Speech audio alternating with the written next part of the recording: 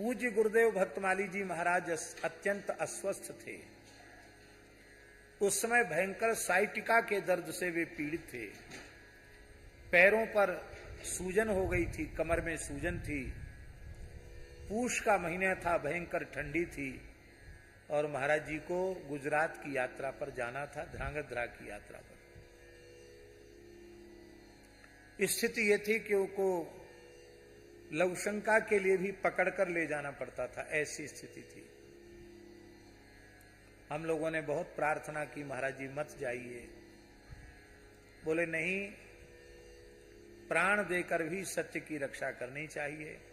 हम स्वयं पत्र लिख चुके हैं कि हम अमुक तिथि को अमुक गाड़ी से पहुंच रहे हैं, तो अब हम तो जाएंगे। हमसे बोले देखो पंडित जी, हम याचना तो कभी करते नहीं है, पर वहां जाएंगे तो एक स्वार्थ है। सूर्यश्याम गौशाला की अपने आप बिना कहे कुछ न कुछ सेवा हो जाती है, तो हम और गोबर तो उठाते नहीं है। हम तो उतना ही काम करते हैं कि सूर्यश्याम गौशाला के नाम से कोई कुछ दे देता है तो गौ माता को अर्पित कर देते हैं महाराज जी। इसलिए गौ सेवा का लोभ, सत्संग का लोभ और सत्य की रक्षा का लोभ, इसलिए हम यात्रा स्थगित नहीं कर सकते। इतने जल्दी उनको सूचना भी नहीं दी जा सकती। कहाँ है राघवेंद्र दास जी? बैठे हैं? नहीं बैठे? अच्छा, कहीं दर्शन करने गए। तो हमने कहा राघवेंद्र दास जी को ले जाओ। राघवेंद्र दास जी चले जाते थे साथ में। महाराज जी बोले नहीं, इनका टिकट नहीं बना है। बोले हम जनरल टिकट लेके बैठ जाएंगे। बोले नहीं, क्यों जाओगे? फिर बोले देखो हट मत करो, ये बीमार हैं, वैसे ही इनको जुकाम हो रखा है, इनको रहने। एक दो लोगों का और नाम लिया, उसको भी मना कर दिया। हमने कहा महाराज जी फिर हम चलते हैं। वो वाह, ये तुमने खूब कहा, हम चलते हैं। तुम क्या करोगे चल के? देखो तुम चले जाते हो बाहर और हम रहते हैं तो विद्यार्थियों को कुछ ना कुछ पढ़ा देते हैं, और हम भी चले जाएंगे, तुम भी चले जाओगे, तो जो नित्य विद्यार्थी पढ़ने आते हैं उनका पाठ बाधित होगा। तो विद्यार्थियों का नुकसान नहीं होना चाहिए, उनकी पढ़ाई बाधित नहीं होनी चाहिए, तो तुम पढ़ाओ। उनका महाराज जी आपकी स्थिति ऐसी है। बोले देखो ज्यादा पीछे मत पड़ो, ज्यादा तुम लोगों का आग्रह है तो हमको राधा रानी एक्सप्रेस में बिठाया हो, वो सीधी मथुरा जंक्शन पर उतार। एक दो डिब्बा चलते हैं राधा, अब तो बंद है। मथुरा वृंदावन के बीच में एक छोटा डिब्बा, 2 डिब्बों की गाड़ी चलती थी, उसका नाम था राधा रानी एक्सप्रेस। तो महाराज जी बोले राधा रानी एक्सप्रेस में बिठा दो। उस स्थिति में रात्रि को 9-10 बजे हम लोग महाराज जी को राधा रानी एक्सप्रेस में अकेले चढ़ा के आए, और महाराज जी तो अपना थैला सामान लेकर अकेले ही बैठ गए। और डिब्बा जाने के बाद हमको तो रोना आ गया। ऐसी स्थिति में महाराज जी ने किसी को साथ नहीं रखा, लौट के आ गए। हमको अनुमान नहीं कि वे कैसे पहुंचे होंगे उस अवस्था में। लंबी यात्रा थी, जम्बू तवी गाड़ी में। अब छोटे प्लेटफार्म पर उतरना मथुरा में, फिर बड़े पे जाना, फिर जिस पे गाड़ी खड़ी हो वहां जाना, 12 बजे रात की ट्रेन, फिर उसमें चढ़ना, कितना कठिन काम इस ऐसी अवस्था में, ऐसे शरीर में।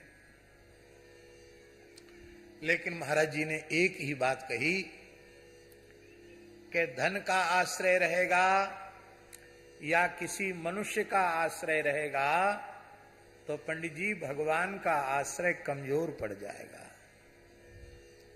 और जब किसी का आश्रय नहीं रहेगा, न जन का आश्रय रहेगा, न धन का आश्रय रहेगा, तो भगवान का आश्रय पुष्ट हो जाएगा।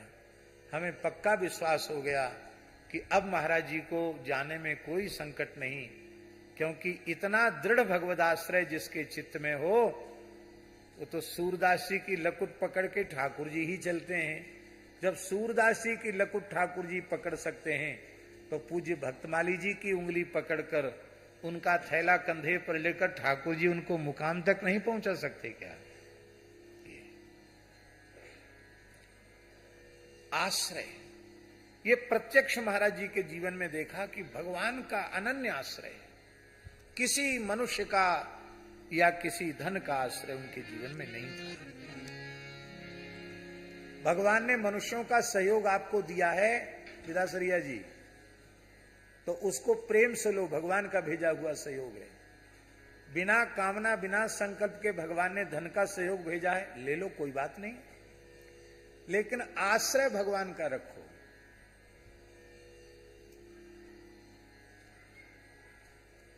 आपने कुछ सेवा अर्पित की और यहां सेवा की आवश्यकता थी, और हमने कह दिया बिहारी लाल जी आप तो बड़े उदार हैं, बड़े संत सेवी हैं, बहुत अच्छे हैं, आप ये सेवा न करते तो पता नहीं यहां क्या हो जाता। तो ये बात सच्ची है कि झूठी? बोलो, सच्ची तो नहीं है? हमारे चलाए संसार तो चल नहीं रहा है, और हमारे चलाने से चलेगा भी नहीं। आज मर के देख लो, कोई काम रुक जाए तो किसी का कोई काम रुकने वाला है नहीं। तब हमें क्या कहना चाहिए? कि हम बता रहे हैं वैष्णव की भाषा कैसी होनी चाहिए। तब आपको कहना चाहिए भगवान कितने करुणामय हैं। यहां भगवान की सेवा में, गौ की सेवा में, संत की सेवा में आवश्यकता थी। भगवान ने कृपा पूर्वक आपके भीतर प्रेरणा कर दी, और भगवान ने इस सेवा के द्वारा यहाँ के लोगों को भी सेवा प्रदान करके धन्य कर दिया, और आपको भी माध्यम बनाकर धन्य कर दिया। अब इस भाषा में यदि उसे धन्यवाद दिया जाए तो दातापने के अहंकार से मुक्त हो गया, और गृहीता को भी भगवान की कृपा की अनुभूति हो गई, और दाता भी अहंकार से बच गया, उसे भी कृपा की अनुभूति हो गई। वैष्णव की भाषा में मैंने किया, मेरे द्वारा हुआ, ये नहीं। कर्ता कारयिता श्री राम जी हैं, करने वाले भगवान हैं, कराने वाले भगवान हैं। भगवान ने यदि सेवा की सामर्थ्य हमें न दी होती तो क्या हम सेवा कर सकते थे? ये सामर्थ्य किसकी दी हुई है? अच्छा एक बात बताओ, क्या सेवा सामर्थ्य से होती है? हमें तो उतना ज्ञान नहीं है, आपको ज्यादा ज्ञान है। एक से एक सामर्थ्यवान संसार में पड़े हैं। ये सबका सौभाग्य नहीं है कि उनके द्वारा सेवा हो जाए, और कितने गरीब ऐसे होते हैं जो सेवा करते हैं।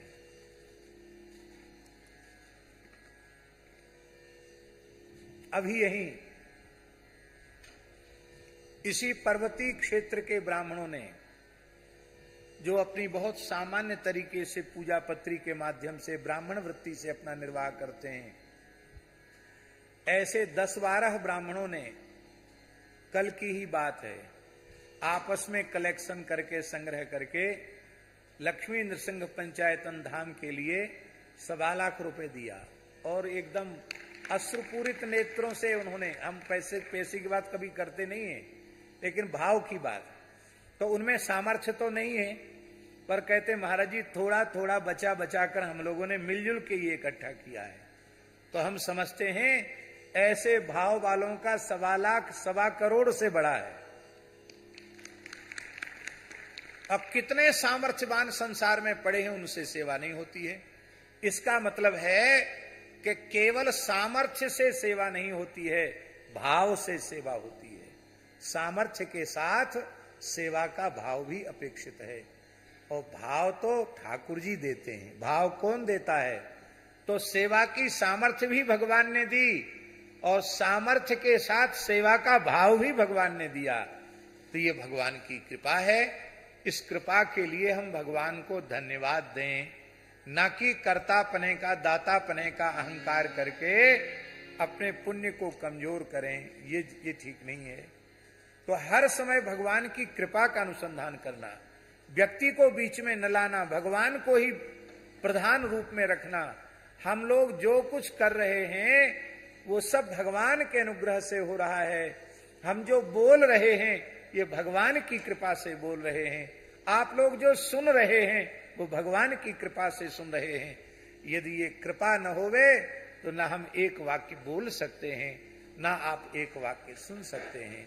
और इसी बात को बहुत अच्छे ढंग से कृष्ण गोपाल दास जी ने आज ब्रह्मस्तुति में तत्तेनुकंपाम सुसमीक्षमाणो भुंजान एवात्म कृतम विपाकम हृदवाग बपुरभिर विदधन नमस्ते जीवेत यो मुक्ति पदे सदाय भाग, इसकी बहुत अच्छी सुंदर व्याख्या इन्होंने आज के प्रवचन में की।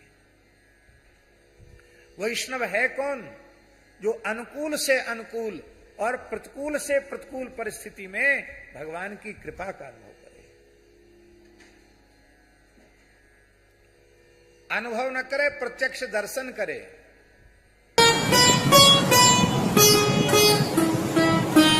श्री सीताराम प्रतिदिन सत्संग एवं दर्शन के लिए श्री महाराज जी के ऑफिशियल चैनल को जरूर सब्सक्राइब करें।